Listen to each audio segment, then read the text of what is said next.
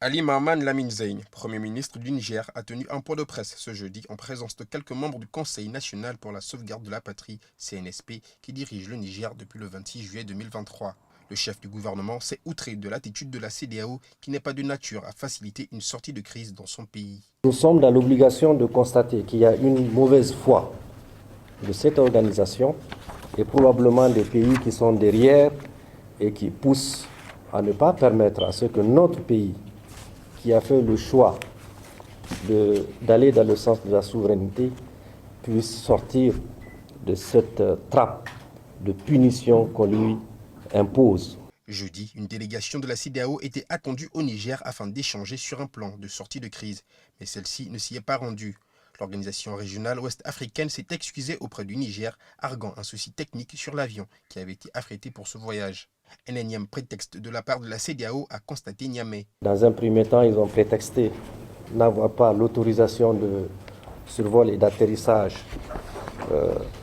sur notre territoire.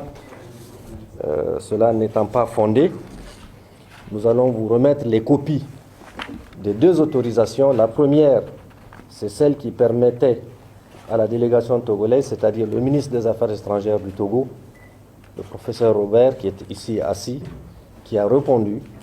Il faut profiter pour remercier ce pays, ami, qui a toujours œuvré pour la paix. J'ai ici l'autorisation le concernant. Et il est bien là. J'ai la deuxième autorisation qu'on disait n'avoir pas reçue et qui concerne la délégation de la CEDEAO avec le pays qui doit l'accompagner, c'est-à-dire la Sierra Leone, mais ils ne sont pas là, vous le constatez. Rappelons que la rencontre entre le Niger et la CEDEAO a été reportée à plusieurs reprises. Initialement prévue le 8, elle a été décalée au 10, puis au 12, et enfin au 25 de ce mois de janvier. Le Niger, sous le coup de plusieurs sanctions, a entamé une série de concertations régionales avant un dialogue national qui doit fixer la durée précise de la transition. Pour le régime militaire de Niamey, une transition de 3 ans serait raisonnable.